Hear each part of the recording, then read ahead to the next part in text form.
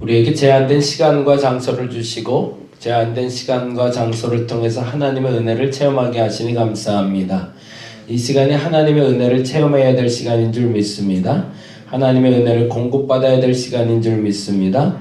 하나님께만 집중하게 하여 주옵시고 비록 제한된 시간, 제한된 장소이지만 이곳에서 꼭 필요한 은혜로 함께하여 주시옵소서. 이곳을 두드리며 나온 이들이 하나님의 마음을 열게 하여 주시고 저들의 마음도 열리게 하여 주옵시고 하나님이 꼭 필요한 그 은혜로 꼭 채워 주시옵소서. 감사합니다. 고마우신 예수님 이름으로 기도드렸습니다. 아멘. 아멘. 사도행전 17장에 있는 말씀 같이 볼까요?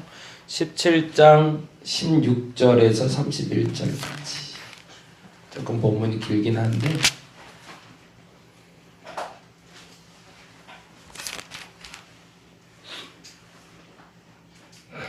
27절까지만 볼까요? 오늘은 27절까지만 보고 내일 28절부터 34절까지 같이 보도록 하겠습니다.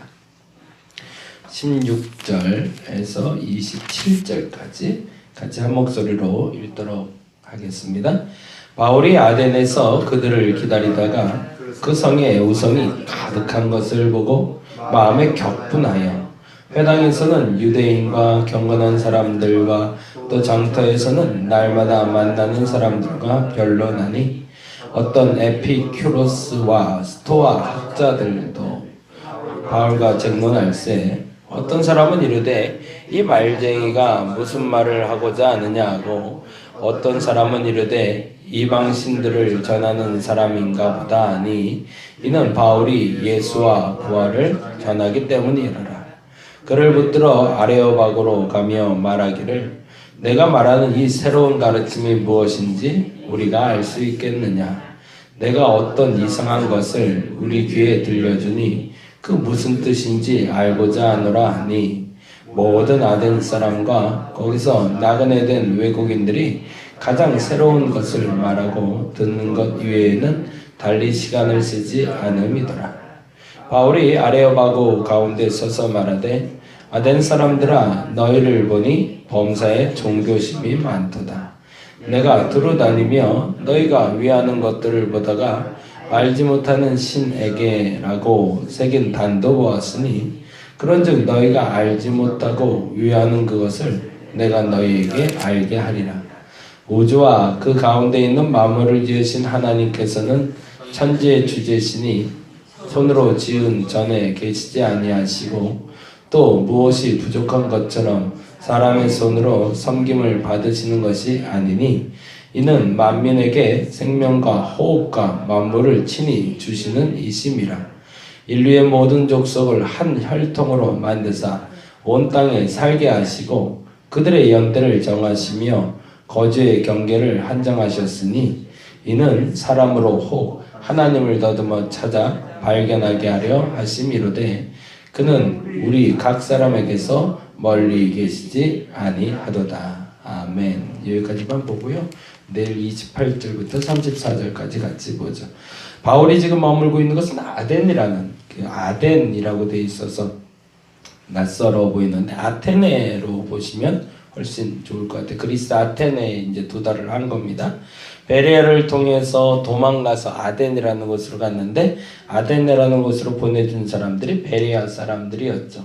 그것이 복음을 전할 수 있는 계기가 되기도 했지만 바울이 복음을 전하기 위해서 간 장소라고 보기에는 조금 미흡한 것이 있던 장소입니다. 왜냐하면 그곳은 그 예정되지 않은 하나님의 은혜를 경험해야 되는 자리이기 때문입니다. 사실은 사도 바울은 굉장히 계획적인 사람이죠. 근데 어느 날부터인가 그 계획이 자꾸 파기되기 시작하는 거예요. 그렇죠? 예.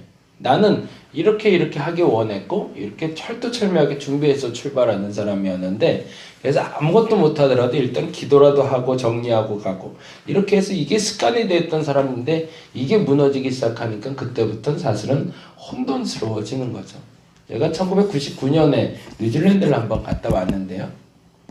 1999년 11월에 갔다가 3월까지 한 4개월 정도 그냥 워킹홀리데이 개념으로 해서 갔다 왔는데 살아생전 처음이었어요. 죽을 고비를 넘긴 것이 처음이었고 첫째는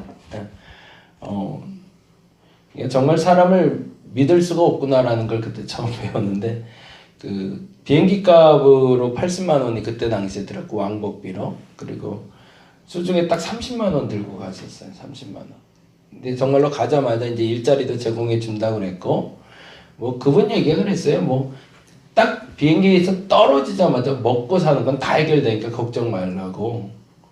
그래서 이제 친구들하고 한 12명이서 같이 이제 10세일반 모아서 이제 돈을 모아서 이제 갔죠. 어떤 친구는 신혼여행으로 갔고, 어떤 친구들은 이제는 뭐 뉴질랜드에 이제 정착해 보고자 갔고, 저 같은 사람들은 그냥 설레는 마음으로 갔고. 근데 이제 딱 갔더니 그 가이드 형태로 안내했던 분이 없어졌어요. 그냥 내려주고 가버리더라고요. 자기 갈 데를.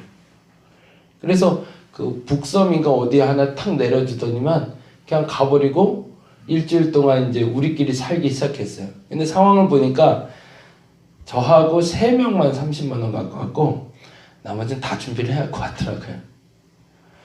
그러고 나서 이제 일주일 지났더니 이제 사람의 이제 본성이라는 게 드러나기 시작하죠.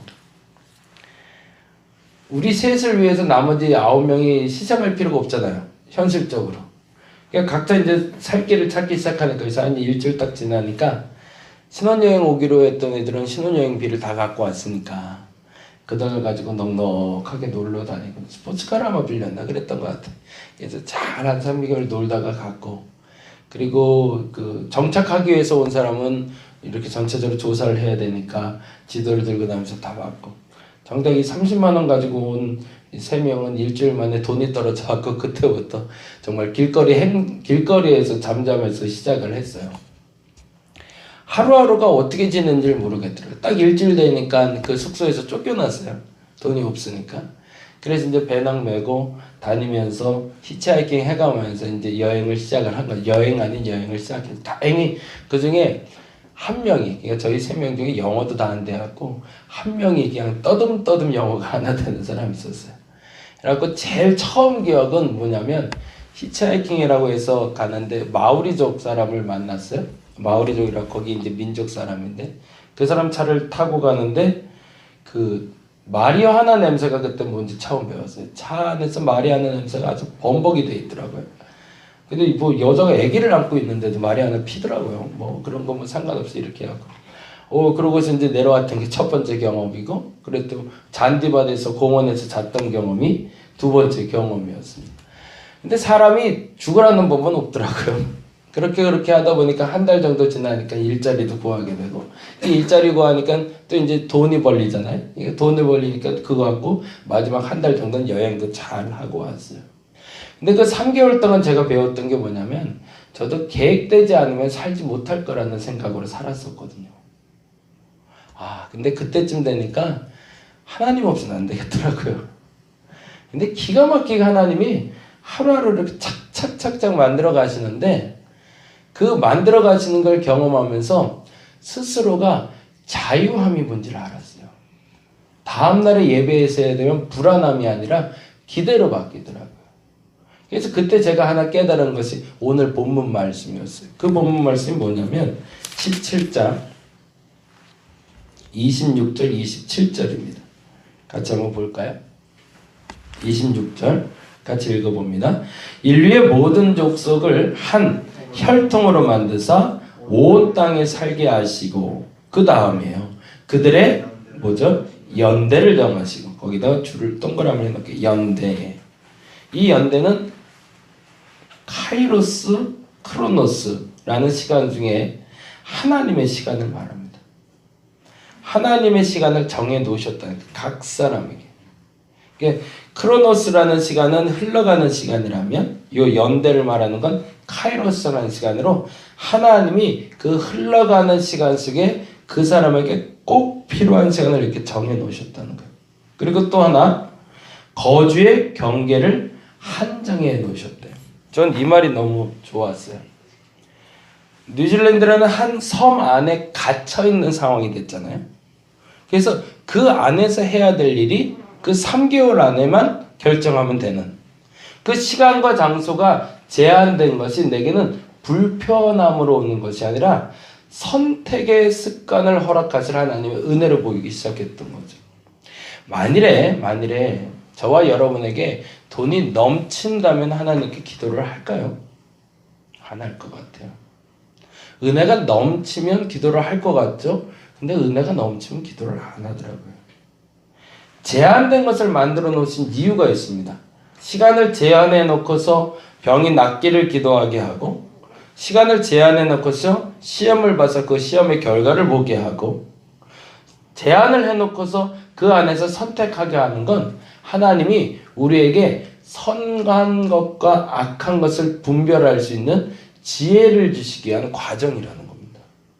근데 사람들이 때로는 안타깝지만 본인에게 정해주신 그 시간과 장소의 제한성을 감옥처럼 여기는 사람이 있는데, 그것이 아니라 하나님이 내게 특별히 주신 은혜라는 것을 안다면 그 안에서 주시는 하나님의 충분한 은혜를 공급받을 수 있다는 거죠.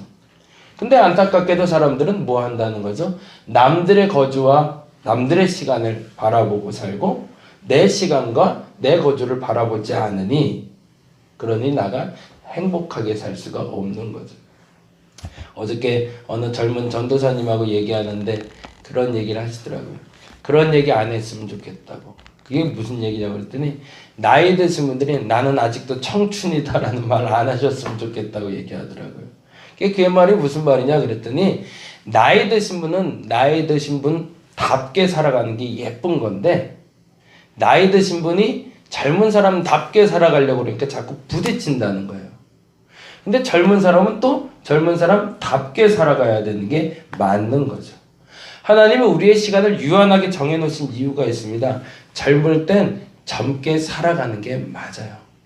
나이 드시면 나이 든 사람답게 살아가는 게 맞아요. 예쁜 옷 입은 거 다 좋죠. 근데 그 예쁜 옷이 그 나이에 맞는 예쁜 옷이 있는 거고요. 그리고 나이에 맞게 예쁘게 화장하는 게 있는데, 그걸 도를 넘어서면 사실은 예쁘다라고 부르지 않는 것처럼, 하나님은 우리의 시간을 제한해 놓고 그 시간 안에서 누리고 감사하게 만들어 놓으셨음을 우리가 믿을 수가 있어야 됩니다. 근데 그런 사람이 진짜 행복할 수 있는 거죠. 그리고 나서 하나님은 이렇게 이야기하고 있습니다. 27절인데 참 재미난 단어가 나와요. 같이 읽어봅니다. 이는 사람으로 혹 하나님을 뭐한대요? 더듬어 찾는데요. 거기다 더듬어에도 동그라미를 좀 해놓죠. 근데 재미난 건 그 선택의 장소와 시간을 제한해 놓으시고 그것을 명확하게 보게 만들어 놓진 않으셨다는 거예요.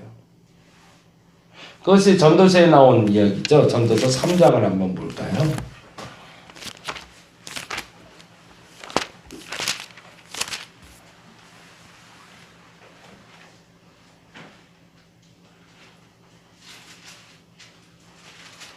전도서 3장 1절부터 11절까지는 하나님의 시간에 대해서 이야기하는데, 그 중에 아주 재미난 이야기가 이렇게 적혀 있어요. 11절입니다.